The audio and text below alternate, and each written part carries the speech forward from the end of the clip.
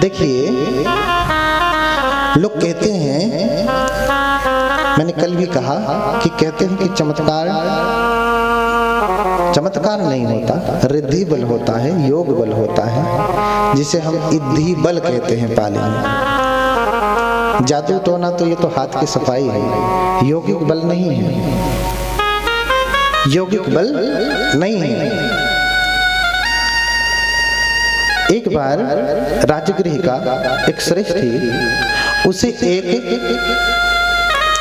चंदन की जड़ मिली। किसकी जड़? चंदन की जड़ मिली। चंदन बहुत महंगा होता है ना, तो रक्त चंदन की जड़ मिली। तो उसने सोचा कि मैं इसे क्या करूं, किस काम आएगा ये?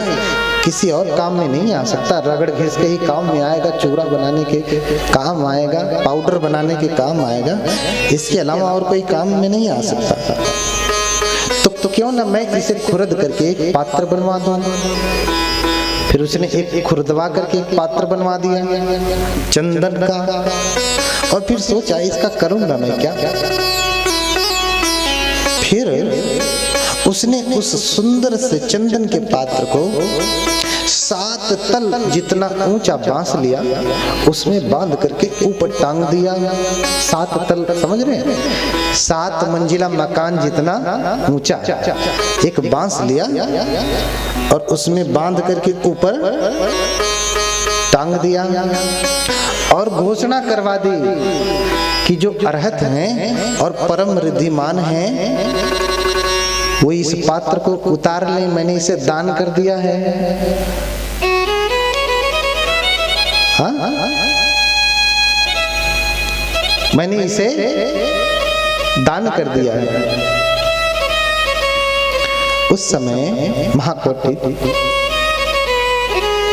और बंते मोगलाल ये दोनों उधर से ही गुजर रहे थे।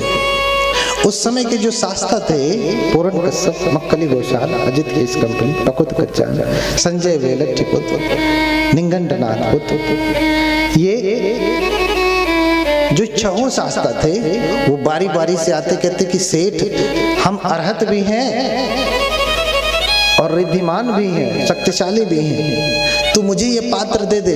तो सेठ कहता कि अगर आप रिद्धिमान हैं, अरहत हैं, तो मैं कहाँ रोक रहा हूँ, मैंने तो दे ही दिया, आप जाइए और उड़ करके ले लीजिए।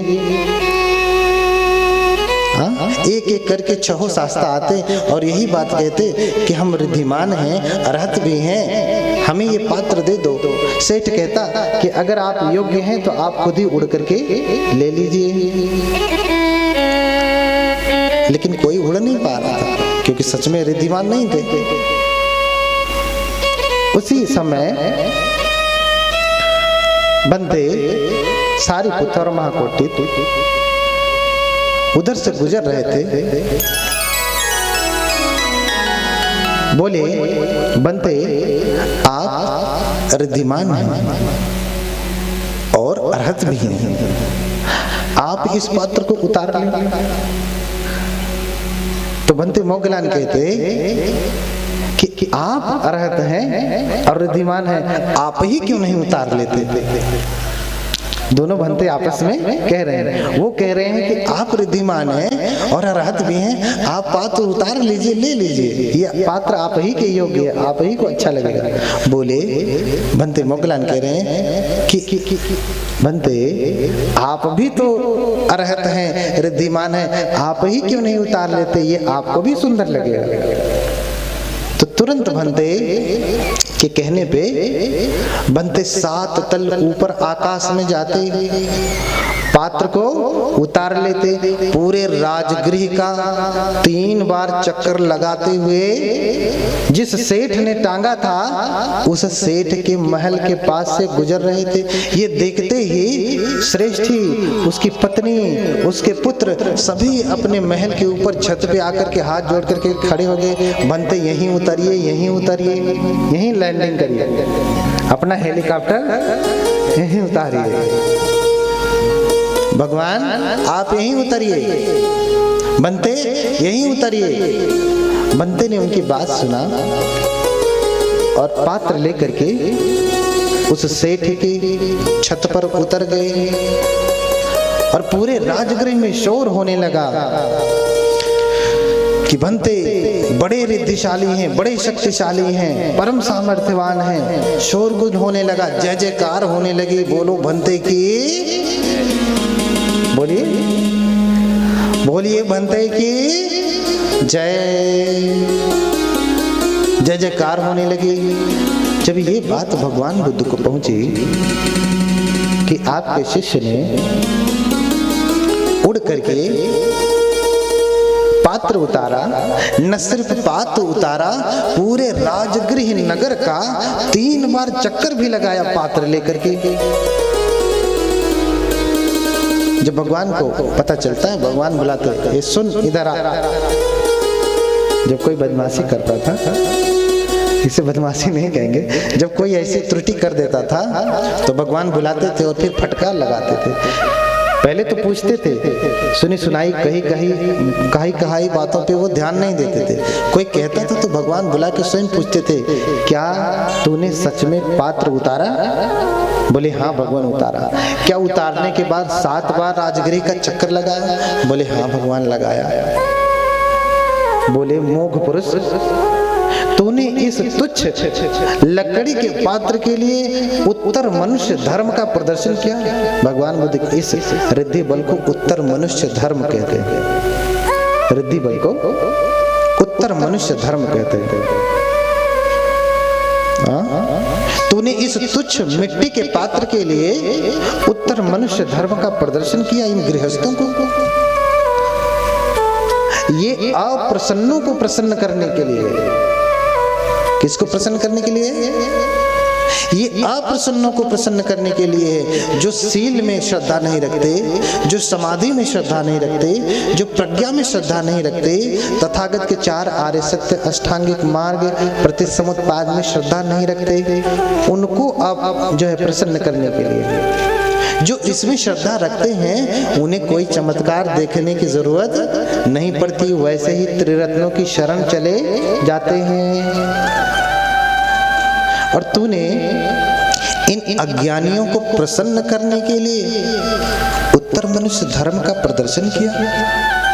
भगवान ने फटकार लगाया, और न सिर्फ फटकार लगाया अपितु भगवान ने उसी समय से चमत्कार को दिखाने के लिए पाबंदी लगा दी।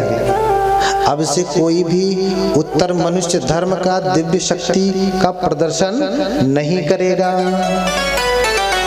जितने भी विनय पिटक में नियम है ना भिक्षुओं के लिए, उन 227 नियमों में से, शीलों में से ये एक नियम है कि कोई भिक्षु दिव्य शक्ति का प्रदर्शन नहीं कर सकता। भिक्षुओं के लिए कितने नियम हैं? 227। भिक्षुणियों के लिए 311। भिक्षुणियों के लिए ज्यादा है, पुरुषों के लिए कम है। अब आप कहेंगे ये तो अत्याचार है, उनके लिए ज्यादा नियम, हमारे लिए कम नियम। उनके लिए ज्यादा नियम कुछ उनकी शारीरिक संरचना, कुछ शारीरिक क्रियाओं की वजह से बढ़ जाते हैं। कुछ चीजें ऐसी हैं जो सिर्फ स्त्री में होती, पुरुष में नहीं होते। उन नियमों के अनुसार उनके नियम बढ़ जाते हैं। बाकी और भिक्षु के संबंधित नियम लगभग बराबर हैं। उन 227 नियमों में से एक नियम है, एक शील है कि कोई भिक्षु दिव्य शक्ति का प्रदर्शन नहीं करेगा। अब जब विधर्मियों ने, निगंठों ने जान लिया कि भगवान ने नियम बना दिया है, श्रमण गौतम ने नियम बना दिया है कि कोई चमत्कार का प्रदर्शन नहीं करेगा, तो अब उनकी जो शिष्य हैं वो भी नहीं कर सकते, क्योंकि वो भगवान बुद्ध की बात के विरुद्ध जा ही नहीं सकते थे, चाहे कुछ भी हो जाए। एक एक नियम को ये पालन करने वाले। देखिए, हमें विरोधियों से भी अच्छी चीज समझनी चाहिए। विरोधी भी अनजाने में ये कह रहा है कि सुगत ने, श्रमण गौतम ने अगर नियम बना दिया कि कोई शक्ति का प्रदर्शन नहीं करेगा, तो उसके श्रावक ऐसे हैं कि उनके वचन के विरुद्ध जाने वाले नहीं हैं। देखो, कर रहा है निंदा, हो रही है प्रशंसा। कि ऐसे हैं भगवान, ऐसे हैं उनके श्रावक कि एक भी श्रावक भगवान बुद्ध के विरुद्ध नहीं जाता। यहाँ तो इतना बड़ लाल पानी पी करके आएंगे, इधर उधर मंडराएंगे और कहेंगे बुद्धम शरणम गच्छामि। लाल वाले साग का भोग लगा करके आएंगे और कहेंगे बुद्धम शरणम गच्छामि। इधर उधर नैन मटकाएंगे, मुंह मार के आएंगे और कहेंगे बुद्धम शरणम गच्छामि। बुद्ध का श्रावक वो नहीं जो उनके विरुद्ध चलता है, बुद्ध का श्रावक वो है जो उनके पथ पर चलता है। पथानुगामी बुद्ध श्रावको कोवा बुद्धस्य श्रावको। प्रश्न किया गया बुद्ध का श्रावक कौन है? बुद्ध पथानुगामी को, बुद्ध श्रावक जो बुद्ध के पथ पर चलता है वो बुद्ध का श्रावक है, बुद्ध का शिष्य है। इसलिए कहा कि एस भगवतो श्रावक संगो, ये भगवान के श्रावक संघ है।